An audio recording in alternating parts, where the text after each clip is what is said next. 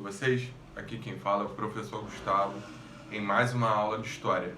Bom, galera, o conteúdo dessa aula é a continuação da nossa última videoaula, no caso, Revolução Francesa. A partir de onde nós paramos, nós vamos trabalhar justamente a questão da Assembleia Nacional Constituinte, a era do terror jacobino e também na reação termidoriana. E, para finalizar, o golpe do 18 Brumário. Bom, parece muita coisa, mas se a gente trabalhar com bastante atenção, dá para resumir bem e conseguir entender esse conteúdo. Bom, partindo pela questão ali da Assembleia Nacional Constituinte, ela se inicia após os acontecimentos ali do ano de 1789, o chamado Grande Medo, onde a população, os sans-culottes, as mulheres, os camponeses, vão estar tomando as ruas, reivindicando uma mudança na estrutura de poder. Essa mudança ela vai acontecer a partir dessa Assembleia Nacional Constituinte, onde nós já vamos ter ali um desenho que vai ser muito importante, até para as dimensões políticas na atualidade. Hoje nós falamos de direita, esquerda, centro, e essa nomenclatura ela tem como base, ela tem como relação justamente o posicionamento de alguns personagens, alguns grupos políticos da época da Revolução Francesa, mais especificamente na época da Assembleia Nacional Constituinte. E esses grupos, eles eram quais? Bom, os jacobinos era o pessoal que se sentava à esquerda, numa região alta da Assembleia, da Câmara dos Deputados, obviamente. O pessoal dos girondinos era o pessoal que sentava-se à direita nessa Assembleia e a planície era o pessoal que se sentava no centro. O pessoal que era jacobino e ficava à esquerda, esse pessoal queria promover ali mudanças mais drásticas na sociedade, onde eles colocavam como pauta algumas questões ali de igualdade que poderiam favorecer os sans-culottes, os camponeses.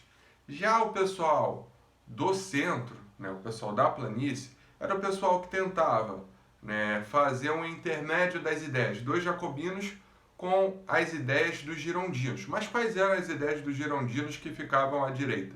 Elas eram ideias que pensavam sim na defesa da propriedade privada, na liberdade de investimento, mas não tocavam em assuntos de transformação que gerasse ali um benefício maior para os camponeses, para os sans-culottes. Então, bem dizer, os girondinos eles pensavam em pautas mais relacionadas aos interesses da burguesia. E em alguns casos, nós vamos ter nobres também se aliando com os girondinos, onde eles viam a possibilidade de manter ali uma estrutura de sociedade mais próxima daquilo que eles tinham antes da Revolução, certo?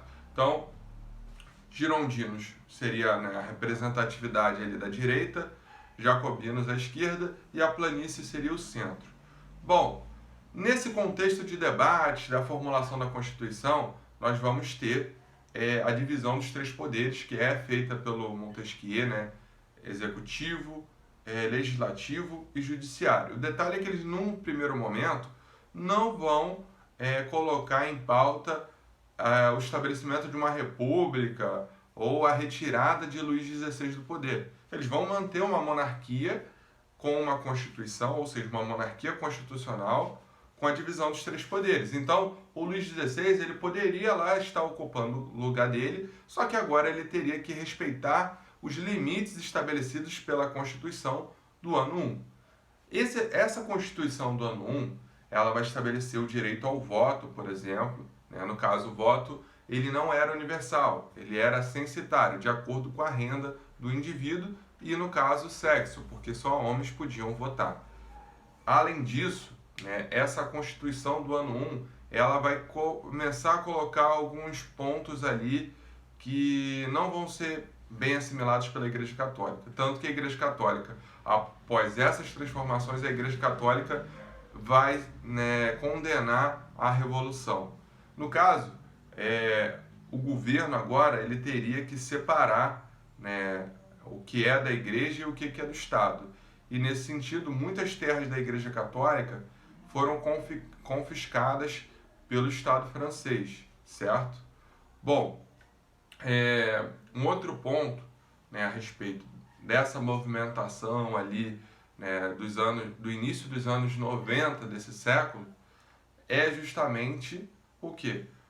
A postura de Luís XVI. Ao saber que ele iria ter que governar com uma constituição, com uma limitação de poderes, Luís XVI ele já vai começar a maquinar uma conspiração por baixo dos panos. Essa conspiração, ela funcionava de que maneira? Ele vai enviar documentos, cartas para a monarquia austríaca, que era uma monarquia mais ligada a um modelo absolutista. E assim como outras monarquias, a monarquia austríaca, né, via com maus olhos aquela movimentação de transformação que vinha ocorrendo na na França. Então, os austríacos também tinham, né, no caso, a monarquia austríaca era ligada à esposa do Luís XVI, a Antonieta. Então, é mais um detalhe ali de laços entre Luís XVI e a monarquia austríaca, certo? Bom, no final desse contexto, no final dessa história, né, o Luís XVI ele vai ser pego no flagra tentando fugir para a Áustria para voltar da Áustria para a França com um exército. Então, no meio desse caminho de ida do Luís XVI para a Áustria, ele vai ser capturado, e nessa que ele é capturado, ele vai ser julgado por conspirar contra a França. O detalhe é que, mesmo ele sendo pego no flagra, mesmo ele conspirando contra a França, bem dizer, muitas pessoas, né, na época, tanto o pessoal das monarquias de fora, tanto, né, as pessoas mais conservadoras dentro da França, não acreditavam na possibilidade, né, de um rei ser condenado à morte. Mas os discursos de Robespierre, que era um jacobino, vão ser tão inflamados no sentido de nacionalismo francês, no sentido de não dar mais poder para pessoas como Luís XVI, que no fim das contas o processo de julgamento do Luís XVI vai ser finalizado com a condenação de morte do Luís XVI.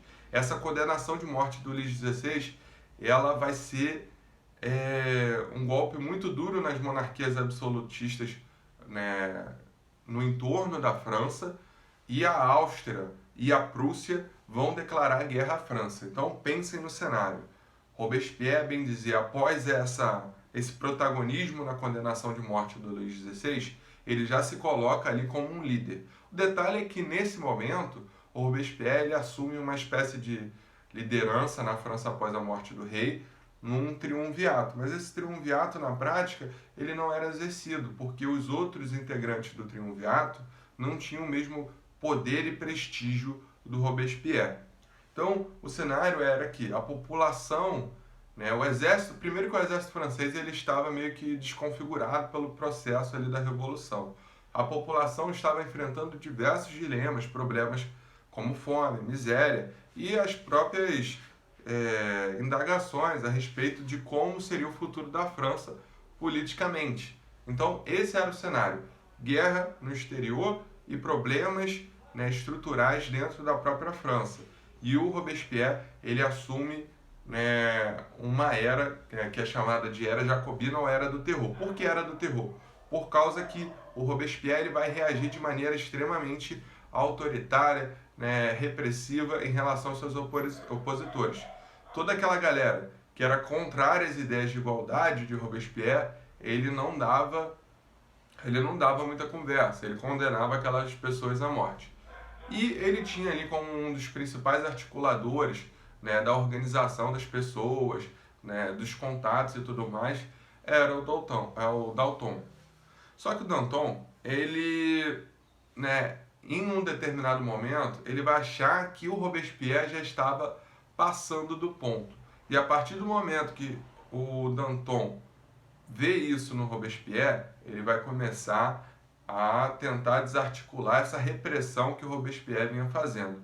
O final da história é que o Robespierre vai se voltar contra o Danton, e isso vai ser um problema muito grande, né, em termos de visibilidade da população em relação à imagem do Robespierre, porque a população, bem ou mal, em alguns momentos ainda de certa forma assimilava o que Robespierre estava fazendo, porque algumas pautas dele realmente conseguiam ali trazer alguns benefícios, algumas melhorias nas condições de vida da população, dos mais desfavorecidos, mas essa postura de perseguir Danton não vai ser muito bem assimilada e Robespierre perde essa base.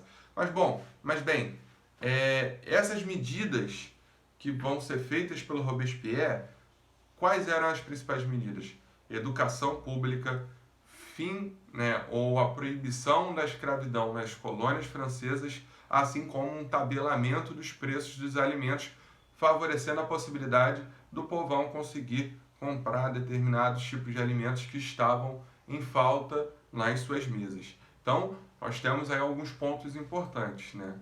Só que, como eu falei, os girondinos, eles estavam ali, obviamente eles estavam sendo perseguidos por Robespierre, mas a partir do momento que a imagem de Robespierre dá uma enfraquecida quando ele, né, persegue Danton, os girondinos vão aproveitar essa oportunidade, vão tomar o poder e vão condenar o próprio Robespierre da mesma maneira como ele condenou muitas pessoas, né? Vai condenar ele à morte na guilhotina. Então Robespierre perde a cabeça também.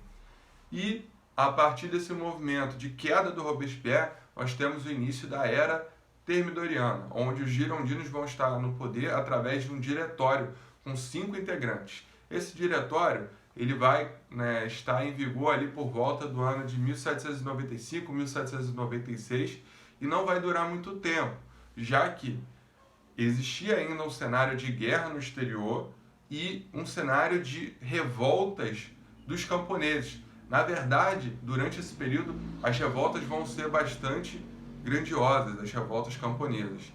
E no meio desse caos, existia um militar baixinho que vinha conseguindo ter sucesso em campanhas da França em outras localidades, tanto no norte da África como em países vizinhos à França. Nós estamos falando de Napoleão Bonaparte. O Napoleão Bonaparte era uma figura bem vista pelos nobres, era uma figura bem vista pelos burgueses e tinha, de certa forma, o respeito da população. Então, num determinado momento, o nosso queridíssimo Napoleão Bonaparte ele vai dar um golpe chamado 18 Brumário, que é justamente relacionado à data, né? 18 Brumário seria o dia mais ou menos 8 de novembro do ano que ele dá o golpe, certo? E ele dá o golpe, obviamente, com o apoio, né, da nobreza e com o apoio da alta burguesia. A partir do momento que o Napoleão Bonaparte se torna um cônsul da França, ele vai galgar alguns passos até se tornar imperador da França. Ele primeiro se torna ditador e depois imperador. E ele vai estar sempre trabalhando a expansão ali de alguns pontos, de algumas ideias da França para outras áreas da Europa.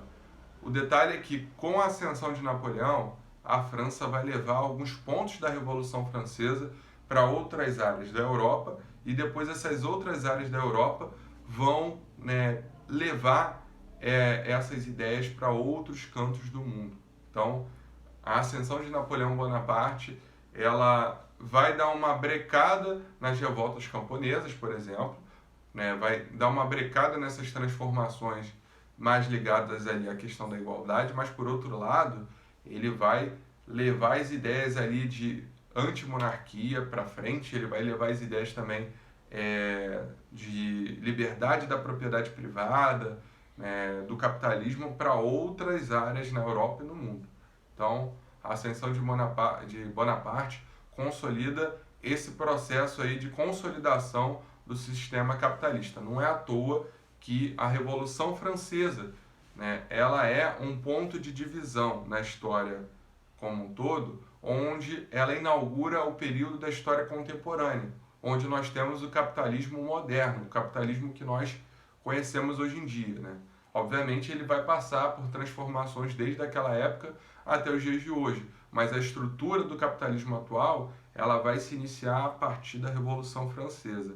Obviamente, essa estrutura ela já vinha sendo construída em outros momentos, como a Revolução Industrial, a Revolução Científica e também a independência dos Estados Unidos. Mas a Revolução Francesa ela é ali o ponto de virada mesmo, né? A consolidação de algo que não teria mais volta, certo? Então é isso, galera. Espero que vocês tenham gostado desse vídeo. Continuem acompanhando os roteiros de estudos, continuem tirando dúvidas.